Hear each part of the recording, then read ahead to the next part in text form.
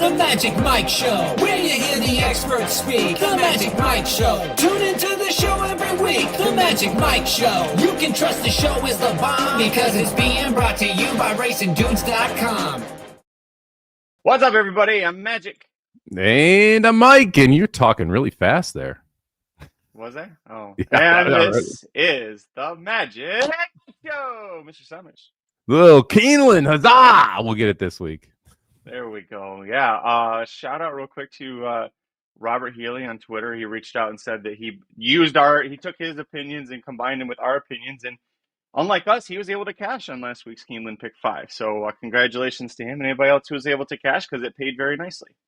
Yeah, it was. It's been 3 straight weeks now where we've just kind of been dancing through the raindrops and had the horses and just not properly structured the thing. So hopefully we can get a little more here, get a little going, and one of us can hit on this. But it's nice to hear. Like the point of this show is always like how we got to the horses, right? And why we started doing. We wanted to talk through our handicapping styles and why we like specific horses. And so it's always great to hear people enjoying the handicap part of it, and then being able to use their opinions and combine it with ours. So it's awesome to hear that someone got it home.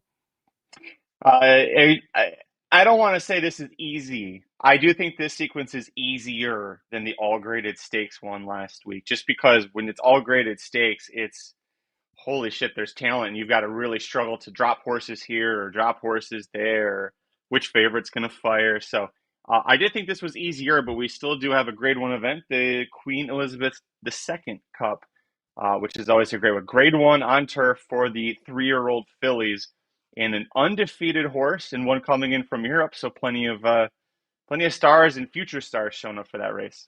Yeah, it's a fun pick 5 sequence. Gotta be honest, I disagree. Well, I will agree with you. It's possibly a little easier than last week. I think it's a really tough sequence, though. This is another one where I struggled to cut it down. I ended up singling where I would have liked to be able to go 2, maybe 3 deep, but because of ticket size, I kind of had to take a stand somewhere, and so I'm going to take a stand in the biggest opinion I've got in these races. But I think it's going to be a tough one. I'm playing a tournament at Keeneland tomorrow, and this last segment here is it's not easy. And let me tell you, it's going to be an interesting run home in the tournament just because of how these last 5 races are structured.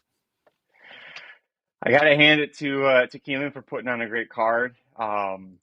This is, like I said, it's not easy, just easier than what last week's was. Magic basically guaranteeing he's going to hit here. That's what I'm hearing. Yeah. Oh, no, I'll take everybody to Keeneland like I promised, right? Isn't that what I said? Yep, definitely. All right, let's get into it. Without further ado, the late pick 5 at Keeneland on Saturday, October 11th, races 6 through 10. I made sure it was this time, Mike. I looked. You are correct. Last 5 races on the card. Let's get into it. Riders up.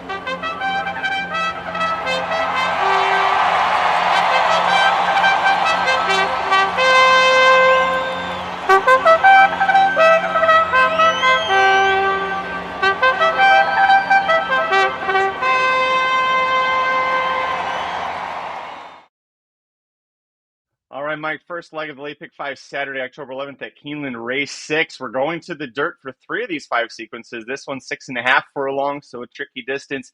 Optional claiming of $100,000, which applies to just the rail runner, but a field of 9 in here, horses that have never won 4 or have never won 3 times other than, or that optional price. Where are you going on top? Yeah, a lot of different conditions in this spot. I'm actually going to go to a price on top here. I'm going to kick it off with the number 2 horse, Marmalade Sky. 10-1 on the morning line. Irad Ortiz jumps aboard for David Jacobson. We're going to talk about the other David Jacobson horse, I'm sure, who's your 9-5 morning line favorite. But I wanted to find someone who I thought could come from off the pace a little bit here because we're going 6.5 versus the traditional 6, which is what a lot of these horses kind of want to do. There's also quite a bit of speed signed on in this place and in this race. And so when you combine the speed with the extra half furlong, I wanted to look for a horse that I thought could really handle it. Faced Easy Red last time out, who was the favorite. That horse ended up winning by a neck over Marmalade Sky, but I like the idea of trying to flip the tables here on that specific runner. Marmalade Sky was coming off a pretty decent layoff there. Jacobson very good off this type of layoff. Plus, you get the Irad Ortiz factor jumping into the saddle. It's a horse that won 2 straight races prior to this. Has run well at Keeneland twice as well, 2 thirds and 2 starts. Very accomplished at the distance. Again, 6.5 can be kind of funky. Horses, 8 tries, 3 wins, 2 seconds, 2 thirds. So we know it can handle the distance in this spot, including winning 3 back at Churchill as well. So This is one of those where I think second off the layoff is going to benefit this horse quite a bit. And I like the fact that we've got the favorite for Jacobson in here, who is a speed burner. And then you've got this other Jacobson that is going to come from off the pace, that gets the jockey upgrade, that can handle the distance. All systems go here. So we'll go with the number 2, Marmalade Sky, 10-1 on top in this spot. I went too deep and I used the 2 Jacobsons. I ended up putting the 8 on top. I think if you flip their post positions, maybe I'm less inclined to put the 8 on top. But not only I think he's the fastest horse in the field, he's got that outside draw. The 9 doesn't have the kind of speed. I mean, has briefly shown it once, but it's been a while since she showed that kind of speed. I think that there's true speed from the 8, who's won the last 3 races by a combined 16 plus lengths. So a very strong horse, but it gets the outside draw. But you're right. The 2 Marmalade Sky has got that really nice stalking trip. And 3 of the 5 wins have been specifically at 6.5 furlongs. And if you look since Jacobson claimed him back in November, so just in 2025, 3 wins, 2 seconds, and the third, the one time he was off the board, was at Turfway Park, but it wasn't a bad spot. And he was actually the favorite. Horses, it's very trip dependent at Turfway Park. So maybe he just didn't get quite the pace that he wanted. But yeah, I'm with you. 2-8 for me and moving on. I did think that your third horse you're using, though, there's a good case to be made for. Yeah, I ended up going with the 7 here, and I went I went back and forth between the 7 and the 3 as my third horse, and I ended up with the 7. I thought the 3 made some sense here as well, coming from off the pace. But the issue with the 3 for me was actually the wet track numbers. This horse has 4 wins and 17 starts. 2 of those 4 wins have come over a wet track, and if you go back and you look at the races that really fit well with this field, they're on the wet track, specifically the one 2 and 3 back, or 3 and 4 back at Churchill and at Keeneland. The Keeneland romp was at 7 furlongs, but again, over a muddy track. And so I ended up going with the 7 Easy Red here at 9-2. I mentioned, if I had the top pick who lost to this horse last time out, you got a similar off the layoff angle here with Keneally. This horse ran early in the 2025, then ran in June, came back in that race. I thought ran really well in that spot. And if you kind of pace out this race, the 8 probably gets the lead. I do think there is some pressure. The 7 is the one who gets the like right behind the 8 style trip. So if someone runs down the 8 and doesn't get caught, I think it is the 7 Easy Red. And then we've got the 2 coming back from a little bit further in the pack. So I feel like you can kind of corner this race by just looking at the 8, who is going to be on the lead, the 7, who I think gets first run, and the 2, who I think gets the best trip of the 3. In that case, I think I just go 3 deep here and get through this one. So I'll go 2, 7, 8 to try and move along. And it's funny, the 7 was my third choice. My ticket's I don't have a single like you did. If I had a single, I would put the 7 on for everything you said. And the 3 was one I looked at and went, nah, I just can't make it. If it's not a wet track, I think that she's good enough to hit the board. But that's funny. We saw this very clearly. Let's move on to the second leg then. Real quick. Sorry. We want to talk through everything, right? Like we said at the top of the show, the 5. Sure. 1 Magic Filly. This one I think is kind of your interesting horse in this spot. Second choice on the board at 3-1. Pratt picks up the mount. Barnes switch from D'Amato to Walsh, ships from west to east. Man, I looked at this one for a long time too, because the class of this horse kind of tells you should probably be using it. I'm not sure if we're good enough to be able to win this race, though. And I'm kind of wondering what we're going to get first off the bench here for Walsh. Is it interesting? Like, did you look at the 5 at all? Did you consider this one? Or did you kind of just decide, hey, I don't think the California fillies are as good as what we're facing out east? I think that there are some in California who are very strong. I don't like the fact that she went 3 for 6 as a 3-year-old. And in the 3 starts this year hasn't really fired. Now, I know that the Great Lady M, people would say, oh, that's low sell. Sweet Azteca, Copion, those are your 2 top choices for the Breeders' Cup Filly and Mare Sprint. Before that, running a decent third at Pimlico off the layoff. I needed to see more from her at Del Mar in that mile race. I know it was a mile, but she should have been better than that. So for her to have been so strong as a 3-year-old, and then the Filly Mare Sprint last year was a disaster, and then the La Brea was an equal disaster when she was the favorite. Yeah, and then also, Mike, D'Amato has a Kentucky string. We talk about D'Amato horses usually once a sequence. He doesn't have any this weekend, but he's usually got one in these big Kentucky fields sometimes. So the fact that the trainer not only wants to go to Keeneland, but switches to a different trainer, I don't know. I saw some red flags there. Yeah, I that was kind of my same issue here. The difference between the 2 and the 3 and 4-year-old season, also the big issue for me, as you mentioned. Yeah. Like this horse was cruising as a 3-year-old, right? Breaks the maiden, wins an allowance, wins a grade 3, jumps into the Breeders' Cup Filly and Mare Sprint, runs fine there, not bad, but not great. But that Pimlico race, like you said, left something to be desired. Now improved from a buyer perspective in the next 2 out, but I thought that last at Del Mar was pretty disappointing. I get why people want to use her. I get why she's 3-1 in your second choice. I thought there were more interesting places to go outside of the 5, one Magic Filly. It's worth noting she has a half sister who retired a couple of years ago, but was with Brendan Walsh throughout, and she was a turf horse. And it was a very similar thing where, as a 3-year-old, she won all 4 of her starts. And then she hit a point towards the end of her 3-year-old season where she fell off the cliff. I mean, her numbers went from good. Looked like she was a stakes winner, and then all of a sudden she just completely quit out. So a little worried that history might be repeating itself with one Magic Filly. Yep. Yeah. Good point. I did not know about the sister. Good job by you. Let's move on to the second leg of the late pick 5, Saturday, October 11th at Keeneland. Race 7, we're going to the turf course, 1 mile and 3/16 for fillies and mares, which have never won a race other than allowance, condition, and just a small little purse of $120,000. I say small because some of these horses come in from Kentucky Downs, and they're like, only 120,000? That's all we're running for? Where are you going on top here? I can poke a holes in a lot of these horses, man. Like that was my big thing going through it. It was like I kind of have reasons to not want to bet a bunch of these horses, which is one of the reasons why I'm going to start with a little bit of a price here again. I'm going to go to the number 9 horse, right off Jerry, 8-1 on the morning line in this spot. Draw a line through the Kentucky Downs race. That was a horse that didn't break well there. Has run on Kentucky Downs once before, ran very poorly in that race as well. So you kind of already have the idea that the Kentucky Downs form, not one that you really legitimately want to look at. This is kind of one of those classic maker horses who he claims for 50 and then decides, okay, I'm going to try longer on the turf, see what we can do here. The first race with Ellis gets pulled off the turf, but then you go back and you run at Ellis again. You go 1 mile and 1/8 on the turf, ran a very good second there, just not able to get up in time. You draw a line through the Kentucky Downs race. I think this is a horse that logically can improve here. A little concerned from a breeding perspective because of the practical joke on the top side and the distance here. But again, we've seen this horse have success or close to it at the distance. 1 mile and 3/8 at Saratoga, ran second. 1 mile and 1/8 ran second. So I think this horse can handle the distance. I like the price at 8-1, and I like the fact that they have decided not to put this horse back in for a tag since that claiming race as well. This is one that they want to hold on to. They think there's some upside left, they being Maker and Dub.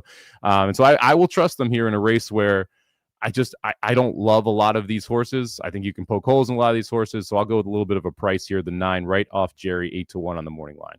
Same top play for me for every reason you mentioned. And Maker, we trust with these kinds of horses. The distance is the question, but the fact that they tried running this horse on the turf at 1.25 miles and he finished second. I was a field of 4, but he finished second, didn't completely quit at the distance.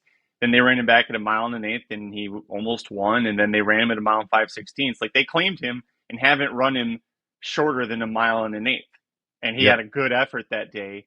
And an extra 16th, he was gaining slowly in the stretch. I think an extra 16th could have been well within his wheelhouse. Second pick for me, I'm going to go to the 6 horse in here, Chapman's Peak.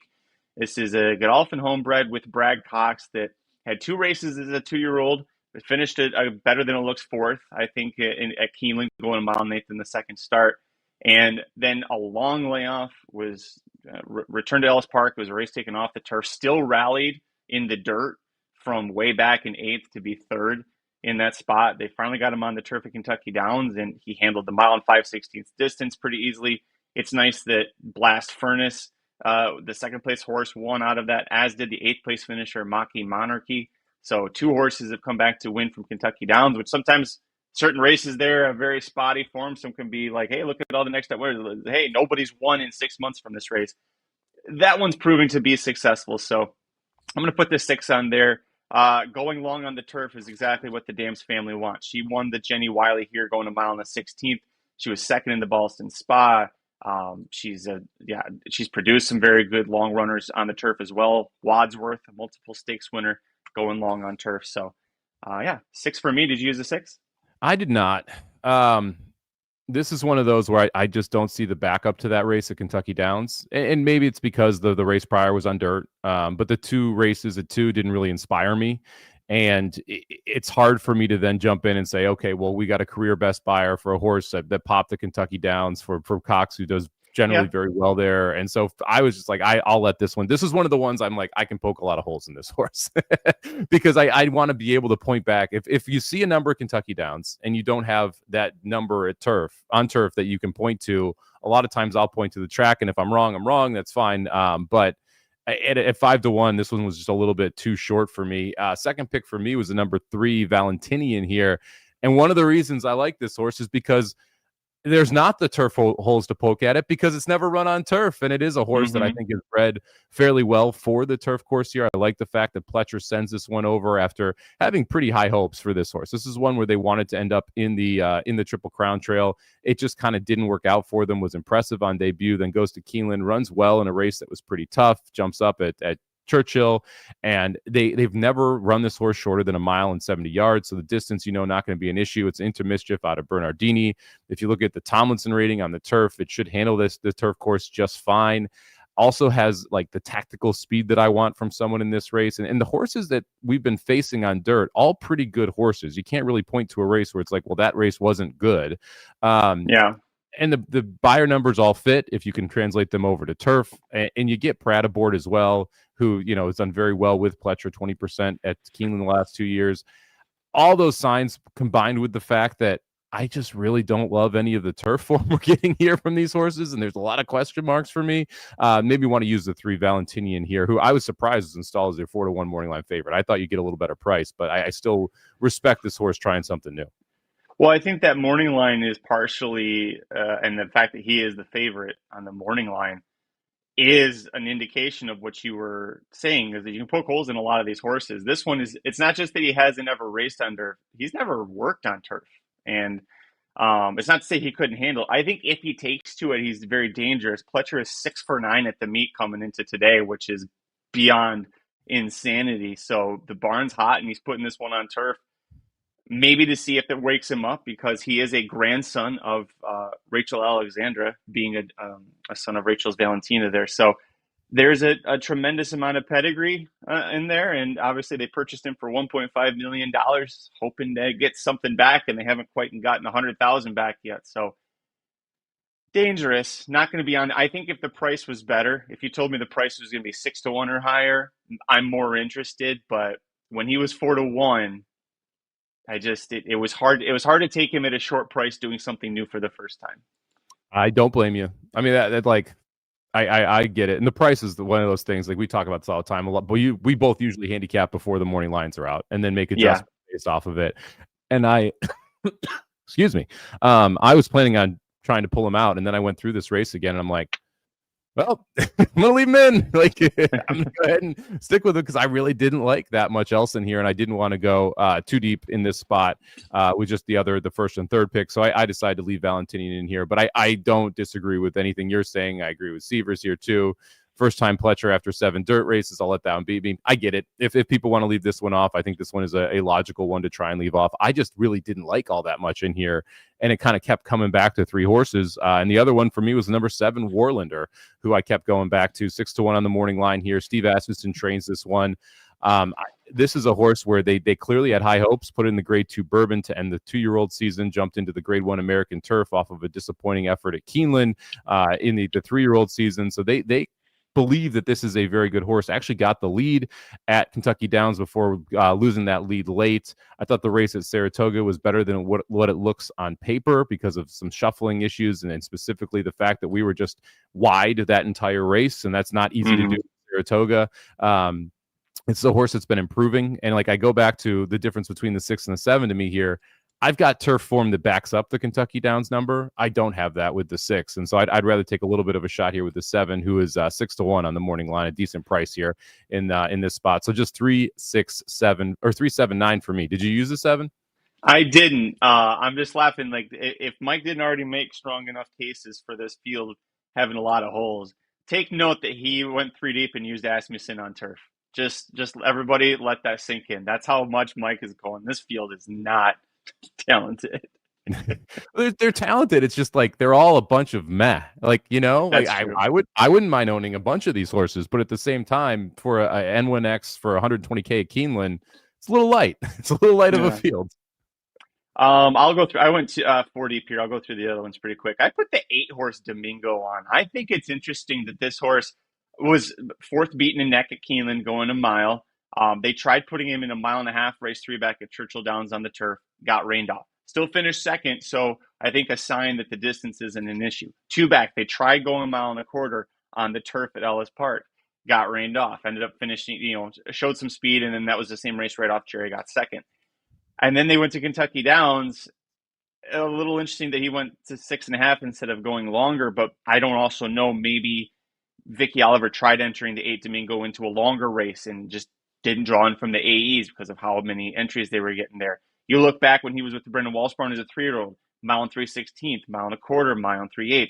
All that to say, I think that the 8 really wants to go long on turf, and there are some races and efforts, including at Keeneland, that say if you combine the distance with the right trip, I think at 15-1, he is very scary. Yeah, this is one of those where we talk about muddied forms. This is like a classic muddied form, right? You look at the 3 races to start out the 4-year-old campaign, all on turf, all good enough to be able to compete with this field. Then you rain off twice. You kind of throw those 2 out.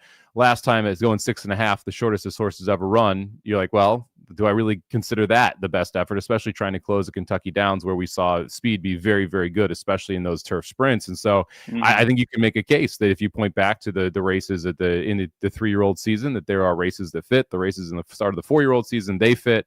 I couldn't quite get there, but I don't hate this one at 15-1. Victoria Oliver and Joel Rosario the last 2 years, 0 for 18. So they're due. Yeah, there you go. That's it. That's it. I don't usually use Vicky Oliver horses. So again, Mike using ESPYs on turf, me using Vicky Oliver. I did also use the 5 Johnny's Rendezvous. This was the last one that I used in this race. I know he just broke the maiden last out, and it was going gate to wire at Saratoga, and he was kind of fading at the end. I think he inherited that because he broke from the rail, and I think Javier Castellano was trying to save the inside post, and just nobody challenged him, so off he went. But he has run well 2 and 3 back at Saratoga at Ellis, coming from off the pace in a stalking position. The fact that his buyers are just trending in the right direction, and he is right about the same price as the 6 on the morning line. I think the 6 actually goes off shorter than the 5, but the buyers in the last 2 races from the 5 are better than the career best from the 6. So just playing off the fact that he is improving, shouldn't have an issue with the distance, and unlike some of my other picks, is going to be closer to the pace than farther off. I think that all works out for him. Yeah, this is the one I'm most scared of. I think the pace is very easy to read in this race. The 2 and the 11 go. The 5 sits right behind him. I think it's a benefit to the 5 that the 11's in this race, because then you don't have that 2 wide trip the whole way around, because you're not the one pressing the 2. You can kind of pocket up and sit right behind those 2. My main concern, first off, I don't love maidens going into N1X, especially going longer on the turf. If we're talking like turf sprinting, if we're talking like going 6 furlongs, it's a speedball, I can get behind that. But the style that we're going to have to see from Johnny's Rendezvous to be able to win this race, a little bit of a concern for me for first time against winners, especially considering, like you mentioned, this horse has the ability to stalk. It didn't ever win doing it, though. Like, I mean, should have probably won the 2 previous races when stalking. Like, had a very nice trip 2 back at Saratoga, ends up losing by a head, gets the lead the race prior to that at Alice going a mile, loses that race by a neck. So I just a little more concerned for me that, like, hey, we have the capability, but we've yet to be able to get it done, and now you've got to feel the winners that you got to do it against. So that I am scared of the 5, Johnny's Rendezvous. It was the 4th horse on the ticket for me that was only 3 deep, but at the same time, there's enough question marks in that one that I just couldn't get there. Well, it's going to get pretty boring from here on out, because we have very strong, almost identical agreement in the final 3 races at Keeneland. Let's start with race 8. We've got an allowance optional claiming for non-winners of 2 other than. That part is key. Non-winners of 2 other than in this race for the 3-year-old fillies. And your favorite is the 9 horse, Gins Beach Road, who is overshooting her eligibility. She just broke her maiden. It is now facing all multiple winners, not just winners, multiple winners for the first time. How are you playing this race? Yeah, you're making me less excited about the fact that I'm going to single the 9, Gins Beach Road here. And this was the spot where like I wanted to be able to spread around a little bit in other races, and I'm 9-1 here, which are the 2 favorites, which means that if you've watched the show, I'm probably going to single whichever one I like a little bit more. And for me, it's going to be the 9 here, Gins Beach Road. This is a horse that there was some buzz about before it ever ran at Saratoga. Ended up running 3rd that day in what was a pretty good maiden special weight race.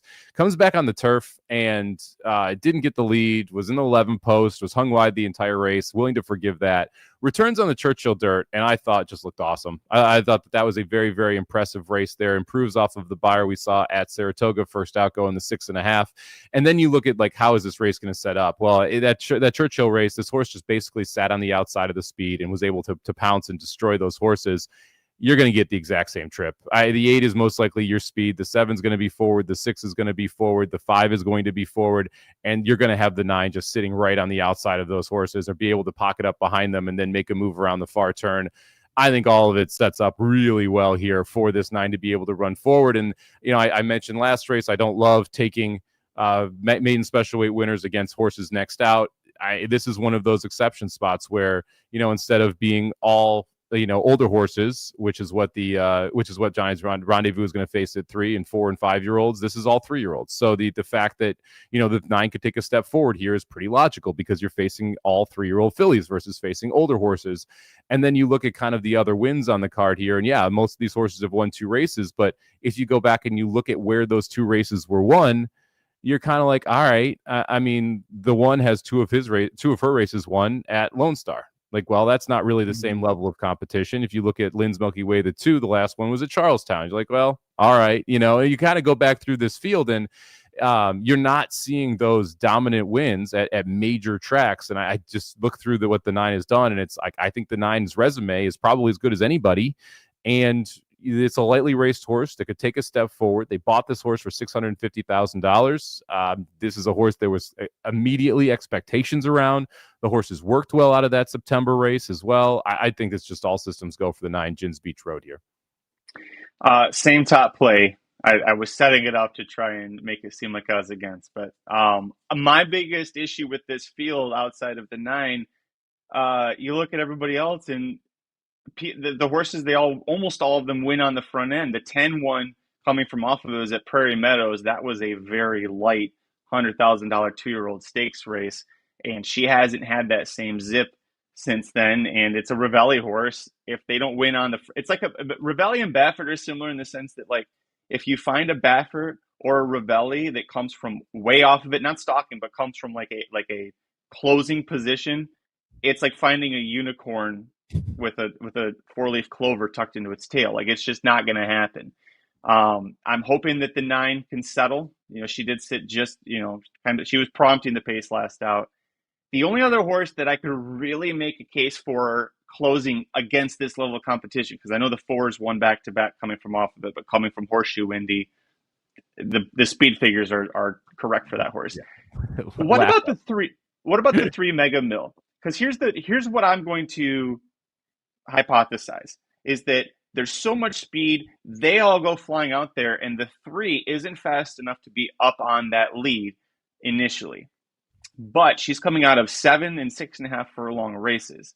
I'm wondering if she might have a stamina advantage because she's coming out of those longer races that then gives her a fighter's chance in the stretch, because when they all hit the 5/8 or the 8th pole and they're gasping for air, I think that the 3 might be coming along here and have that stamina advantage.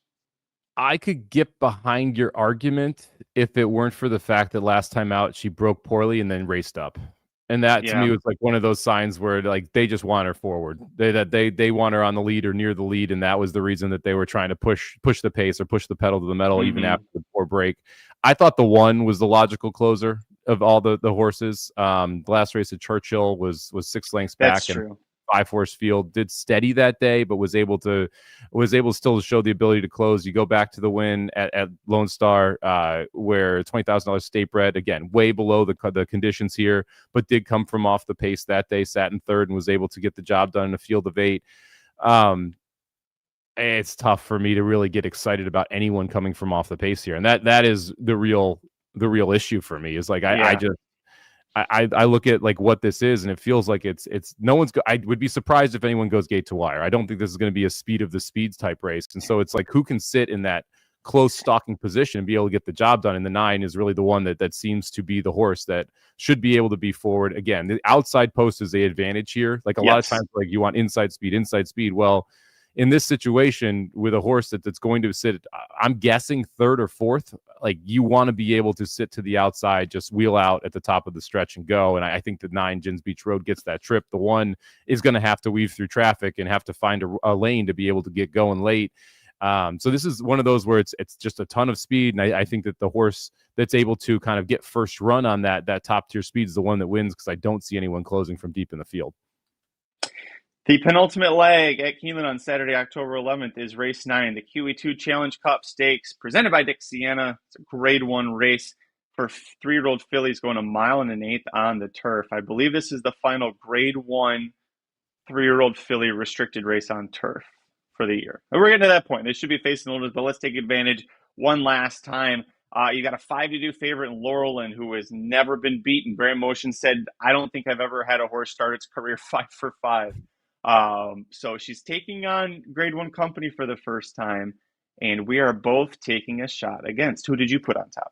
Yeah, dude, this is a great field. I mean, Laurelin sitting there at 5-2. You got Lush Lips on the rail at 5-1. You've got Opulent Restraint in this spot, who's sitting at 4-1. You've got Fiona on the outside, who's sitting at 3-1 off a couple nice back-to-back wins. I'm gonna go against all of them. I'm gonna use one of those horses I mentioned, but I am gonna go with the number 7 Destino de Oro on top at 8-1 for Brad Cox. Irad picks up the mount from Machado, so you got an upgrade there from that perspective. You know they thought highly of this horse. I mean, you look at right out of the gate, this horse breaks the maiden at Kentucky Downs. They jump into the grade 2 Jesmine, where Destino de Oro was the favorite that day against Mayday Ready, who ends up winning that race at a price. That was over this Keeneland turf course. The horse ended up missing by third, but had a ton of trouble in that race. And so I kind of think that Destino de Oro may have been the best horse there, but we know at least the horse can handle Keeneland, considering with the trouble trip still ran third. You look at the 3-year-old campaign, was awesome, closing at Churchill, going 1 1/16, able to get up for the win there. Then steps up to the pucker up, and I love the adjustment in strategy here. The horse that was 10 lengths off the lead at the half-mile point, 47 flat half-mile, who closes to win, is a half length off the lead of a 47 3 half-mile, ends up romping that field in the pucker up, including a very, very fast time coming home. So they went 110 to 6 furlongs, 110 4. And this horse was attending the pace, 134 to the mile, so sub 12s, 145 3 home, sub 12 again. That was a very good race. Then runs up at Kentucky Downs in just a really funky race. We talked about how good speed was. Well, you look at the winner, Fiona, and the second place, Candy Quest. Both of them came from way off of it, which was like one of the few races we saw anyone come from way off of it. That's one of those races where it kind of collapsed a little bit. And Destino de Oro was just in a weird spot in that 2-hole, never really got a clean trip, never really got to cleanly run in that spot. Now you're getting 8-1 on a horse that has been sub $1.83 and the favorite in the last 4 races that has had success over this racetrack and gets an upgrade to Irad Ortiz Jr. Yeah, give me the 7 on top of the price here, 8-1. We use the same 3 horses, I think just slightly different order, but fully agree with everything you said. I don't think we get 8-1. If you look at how she's been bet, she's been favored in her last 4. I think enough people are going to ignore her dull effort at Kentucky Downs and still bet her back. So I don't think we're going to get that 8-1 morning line. But the top play for me is the horse that beat her and beat Candy Quest in the Dueling Ground Oaks Fiona. I think that this is Brad Cox's best 3-year-old on turf, and she's set up to have a superb 4-year-old campaign if she can keep it going. But it's funny, the only time that she's lost in since she broke her maiden, she won 1, 2, 3, 4 races, including Group 1. The only time she lost was at Keeneland, but that was going a mile. The 2 times in her career in 8 starts that she's lost was going a mile. We are going 1 mile and 1/8. So forget the mile. As long as she's going longer than that, she's superb. Won 1 mile and 5/16. Again, won a grade 1 race, the Belmont Oaks at Saratoga on July 5th. So yeah, I love the 9 Fiona in here. And the post doesn't worry me because she's a drop dead closer. You've had 8 times to watch her all in turf rounds. Every single time takes back, makes a big kick. You can absolutely see that playing out again here.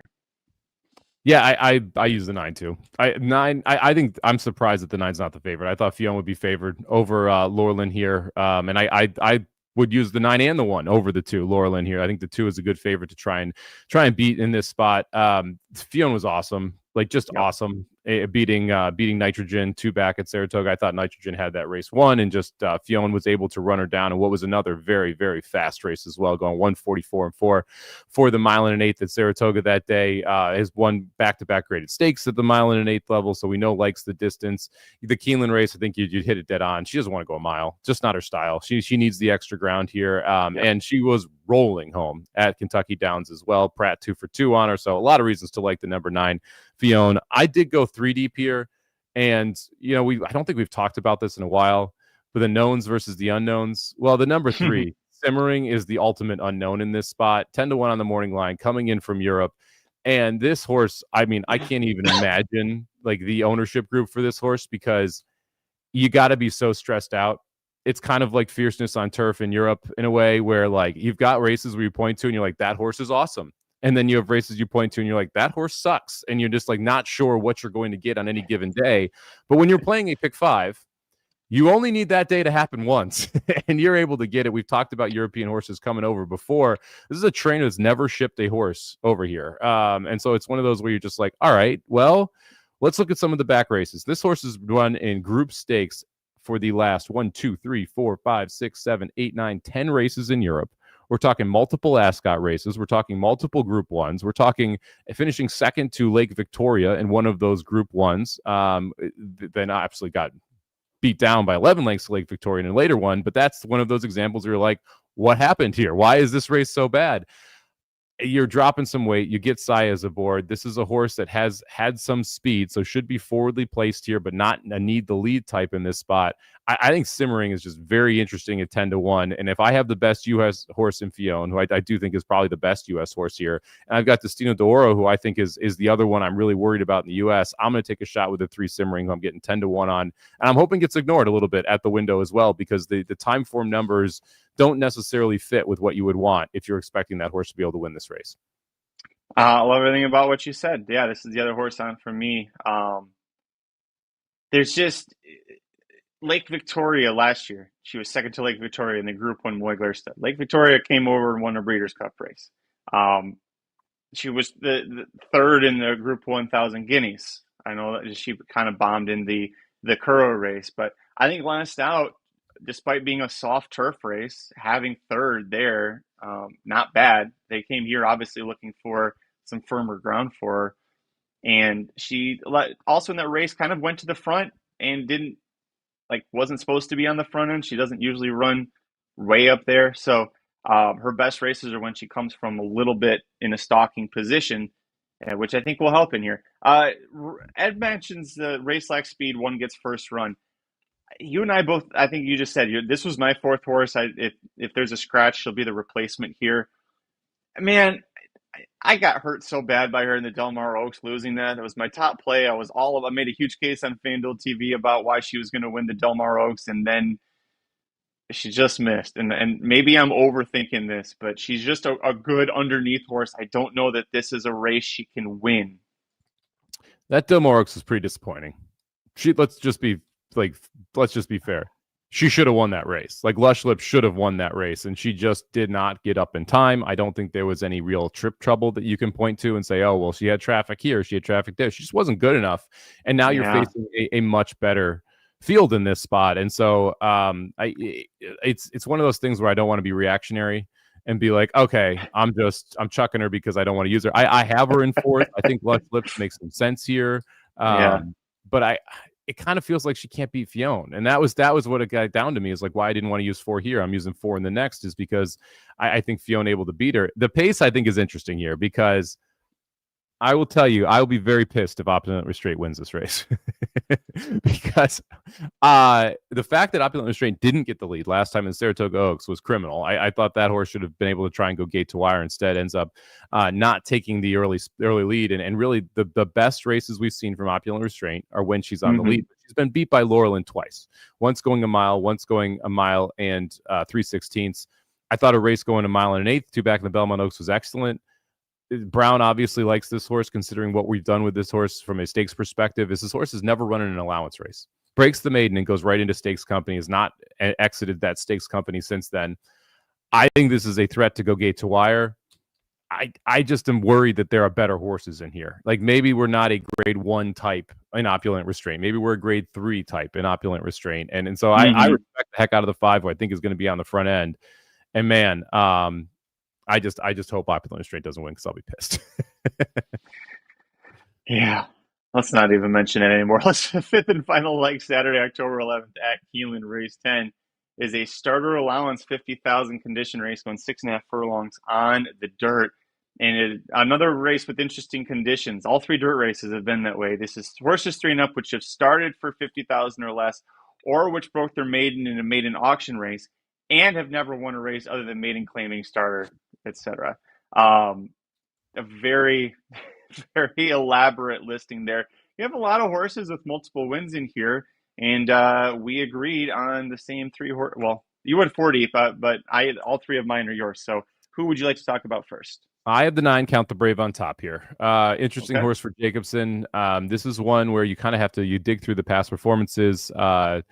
Nacho Correa's had this horse originally, so we do have a Keeneland race where this horse ran a very nice second effort there, ended up losing to a next out winner by a head going 7 furlongs, so you have an effort over the racetrack. Shipped over to Austin Gustafson to run in Texas, and this is a Texas bred, and so, this is a horse that ran down in Texas in restricted races down there, and it just kind of didn't work out, probably shot over their skis in those spots, including a $300,000 stakes race.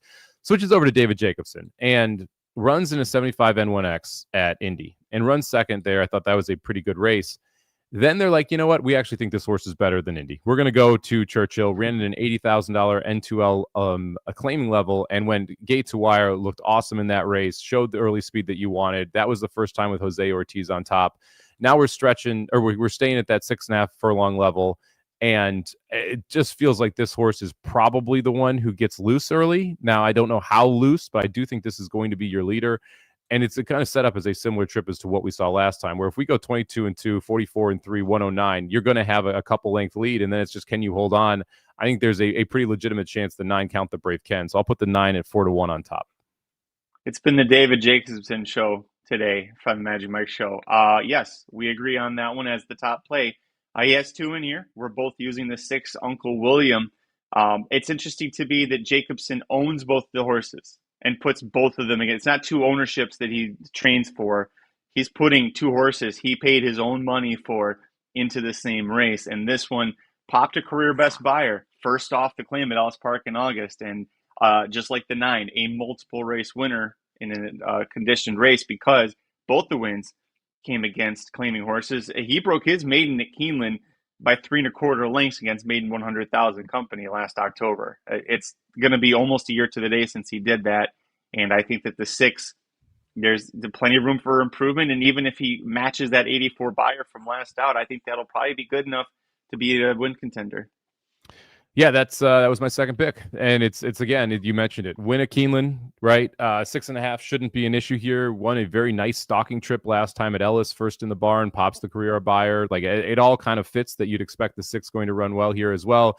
Jacobson has 2. If my top pick is one of them, I'm going to use the other, and they set each other up very well. So it's 9-6 for me, top 2. Third pick for me, I'm going a little off the beaten path here. Give me number 5, Thrilla, at 20-1 here as the third pick. It's a horse that has run well at Keeneland, 2 races, has 1 second. The other race was a mile and 16th. Chuck that out. This horse doesn't want 2 turns. That's pretty obvious. All the other races have been at 6, or 6.5, or 5.5. This is the horse I think can close in this field, and that to me was a big part of it. We saw the race Keeneland in April 25, where this horse is in a $125,000 N1X and was able to make up ground in the middle of the race and try and chase down Gunmetal, who moved on to Stakes Company after this. There's no Gunmetal in this race. And you look back and you're like, okay, well, let's talk about Dale Romans off the claim. Doesn't happen very often. Just 2 times off the claim in the last 5 years, according to DRF. $6.60 ROI, first off the claim. He's having a very good meet, 20% so far in 5 starters, 1 win, 1 second, 1 third. Surprisingly good for the year as well. It's 21% so far for the year. I think this horse gets a very nice stalking trip. And I think the 5 is really dangerous here at 20-1. Nick Sievers, our expert reporter here. David Aragona, who does the morning line for New York and is a fantastic handicapper, said no way you get 20-1. He expects it to be 6 to 8 to 1. That's fine.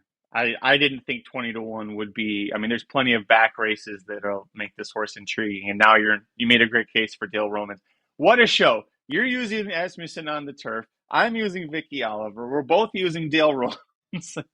Somebody check on us in here. Yeah, we're crazy. We've lost it. Nick did say he thinks that one of the Jacobson horses will scratch. So if that happens, I'll let you know who my other horse would be. But you did go 4 deep in here. Who did you use? I went to the rail. The one horse who I think is really interesting for Brian Lynch here, 8-1 on the morning line. This is a horse that debuted at Churchill in the slop. It didn't run great, gets a fast track next time out at Indy and wins fairly easily in a field of 6 there. Comes back and runs at Kentucky Downs, the $200,000 N1X allowance.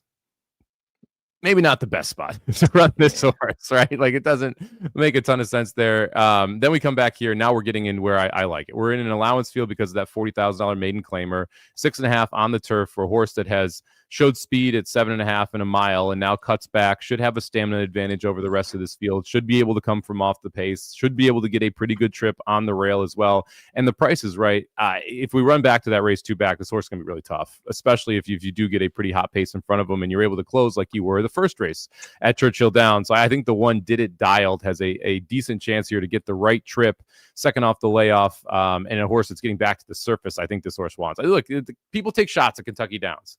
It felt like they took a shot with Did It Dialed, and now we're getting back to what I would expect is the right surface for this horse.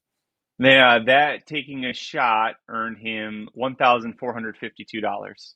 Okay. So you knocked the rust off and got your month's worth of training bills pretty much covered. I'm assuming. I don't know what Brian Lynch actually charges.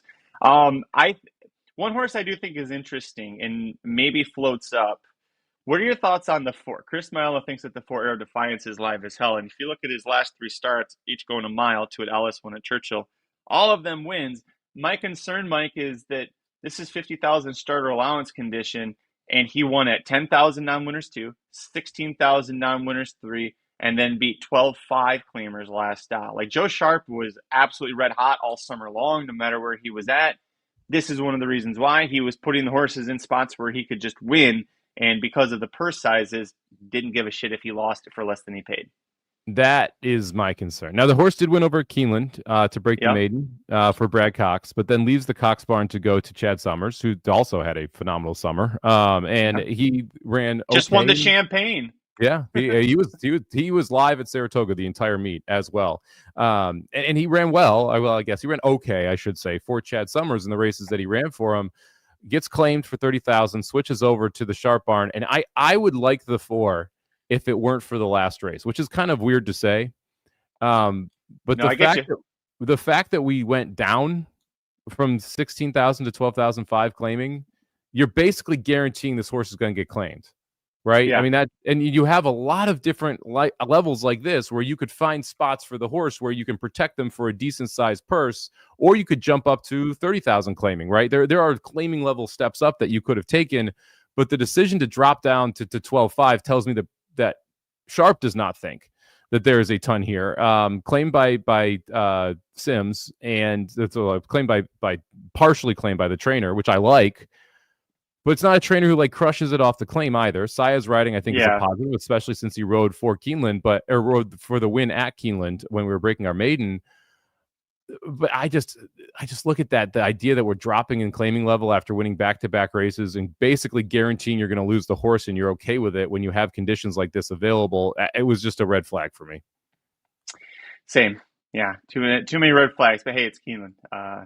Crazier things have happened. What about sorry, go ahead. What about the 8? What about the 8? The 8 is my horse where if I lose one, I'm probably putting the 8 in here. Another horse who I think is a kind of muddied up form because the last 3 were all on turf. And the horse ran well enough in 2 back and 3 back, then goes to Kentucky Downs and is closing and just not able to do it after a bad start. There are dirt races that are good enough to win this. Now, the problem is most of them were at Oaklawn. We don't know if this horse can really handle a different surface. Is also run at Churchill Downs. But I think the 8 style is very interesting in this race at 10-1 as well. And you're going to have people who ignore it just because the last 3 were all on turf. I think dirt may be the better surface for the 8. So getting back to the dirt may be a benefit here. And you're going to be able to get some type of pace set up here to close into as well. So I thought the 8 was a little interesting. I looked at the 8, but I feel like the Oaklawn Park form hasn't translated well to the big circuit this year, but to other big circuits. Like, you haven't seen a lot of horses do very 8 figures. Oh, 8. Sorry. 8 figures. Like, it makes sense. Yes, I Yeah. totally misunderstood that. Just the fact that he's better at Oaklawn going a flat 6. I know he was second going 7 furlongs at Churchill as a maiden, but also took him. Yeah, it's not for me. But hey, trainer Lindsay Schultz, she's 2 for 5 at the meet. She's having herself a good time collecting those Keeneland checks. Yes, she is. And I think that if I lose the 9 or the 6, if let's say one of the Jacobsons scratch out, especially if it's the 6, I kind of lean toward this 8 here, where you're going to still have the pace set up as the way it was, and you're going to get a horse coming from a little bit off of it. That's going to do it for this episode of the Magic Mike Show. Thanks for joining us to talk about the late pick 5 Saturday, October 12th at Keeneland, races 6 through 10. We'll read out our tickets one last time for the podcast listeners. If you're watching us on YouTube, Facebook, Twitter, thank you for joining us. Take a look down below for them. I'm going to start off going 2-8, then 5-6-8-9, then 3-9, then 3-7-9, then 5-6-9, $72 for me, Mr. Somich. I'm going to be a little bit cheaper here. Go $54. I'm going to go 2-7-8 with 3-7-9, with 9, with 3-7-9, with 1-5-6-9. It'll cost you $54 for 50 cents. You happy? Chloe just woke up. She's very happy about it. I think Chloe likes my ticket. She's like, that's a good ticket. Yes. Is that true? Coming up this weekend, I am going to be on at 5 a.m. Pacific time on FanDuel TV. I'm covering some international racing from inside the studio. And the good news, hopefully, is that my in-laws arrive tonight and they get in on a red eye. So I will be asleep before they get here. Hopefully, they don't wake me up when they come in the door. And then I can take a nap tomorrow, because getting up at 3 a.m. to go talk about horse racing live for 4 hours, it's not easy. So, yeah, 5 a.m. for me. And then I don't know, Sunday, if I'm even still alive, I'm sure I'm in the studio sometime. How about you? How can we watch you on VSiN this weekend? I'll be on from 3 to 6 and 3 to 6 Pacific on Saturday, 1 to 4 Pacific on Sunday for Ready, Set, Bet, 6 to 7 Pacific for the contest show. We saw a mass exodus in the Circuit Survivor contest last week. 12,000 started, just 4,646 remain. Probably who did they all have? The number 1 pick last week was the Rams, which went down 3,500 people. The number 2 pick was the Cardinals, which went down 3,100 people. The number 5 pick was the Bills. 740 additional people fell. So close. I think it was almost 65% of the pool got knocked out last week. So it's going to be interesting here as well, because Philadelphia lost last night as a 7.5-point favorite. Now, they're a holiday team, so I don't think their usage is going to be that high, but they're about 10%, 11% used in other pools. So we'll see what the number there in Circa as well. Yeah, the Cardinals loss was probably the worst loss I've ever seen in like my Survivor lifetime. Since I started playing Survivor, if you had the Cardinals, it was almost an auto click, because of the fact that you had to, you're never using the Cardinals again, and you were facing Tennessee, and the way that they lost that game was. How did they lose it? I didn't see it. What happened? So they were up 14-0, and they were up 21-6 with 11 minutes left in the game. And their running back broke a run from their own 30-yard line to go to the end zone and dropped the football at the half-yard line and kicked it through the end zone. So instead of a touchdown to go up 28-6, it became a touchback. Tennessee took the ball down the field and scored to cut it to 9. They should always go for 2. Instead, they kicked the extra point and miss, so it's still a 9-point game. Arizona gets the football back. Kyler Murray gets a snap off of his face that creates a fumble. Not even kidding. Snap off of his face, which he then exits the game into the injury tent. We're like, did he get a concussion from the football? No, he didn't. Tennessee gets the football back. They're at the Arizona 30-yard line, and Cam Ward throws it and gets intercepted at the 5-yard line. The player catches the football, tucks it away, makes a football move, falls down, and the ground causes the fumble. But since he wasn't touched, it's a live football, which another Cardinal player kicks into the end zone and is recovered by a wide receiver for Tennessee, despite 4 Cardinals standing there. All of a sudden, it's a 2-point game. Arizona gets a first down, but doesn't run the clock out, kicks it back.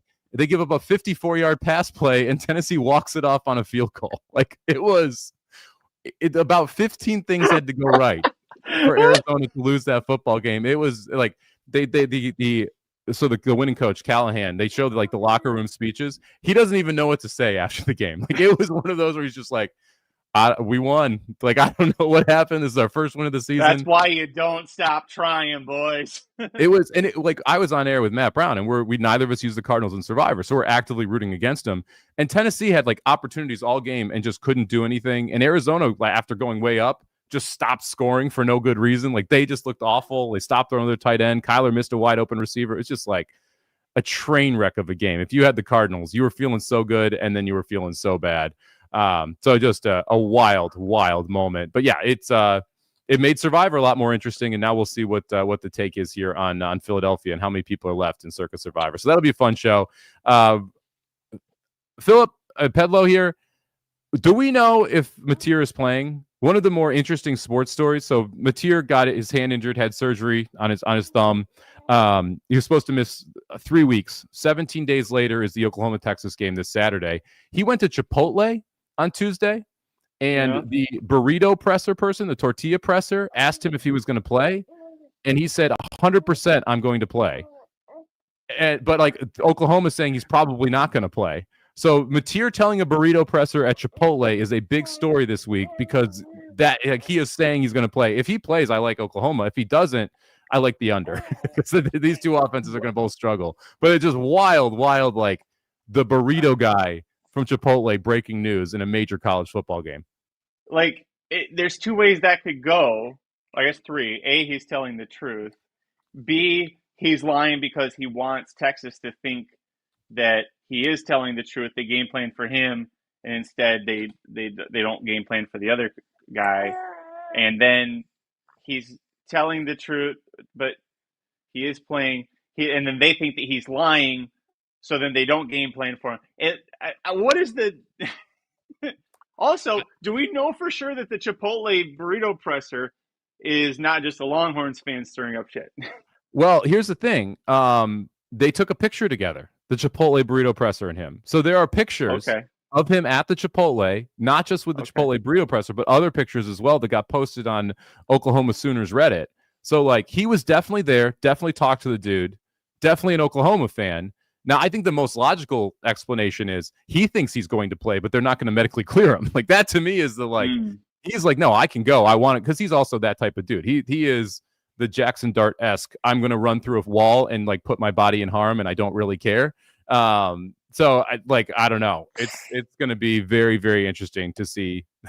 What about the third Chipotle worker on the grassy knoll? This pretty much describes how we're trying to get information for this football game, which is one of the biggest games of the weekend. So absolutely wild. The backup quarterback for Oklahoma played against Texas last year and was awful. They could not move the football at all. Like, to me, it's an under if he doesn't go, and I like Oklahoma if he does. I just don't know if he's going to play or not. That's the thing that's going to be interesting. And Scooble Adu, is he out? I haven't even looked at the baseball score. Oh, no. He was saying Scooble, and then he's saying Adu, like he's saying goodbye.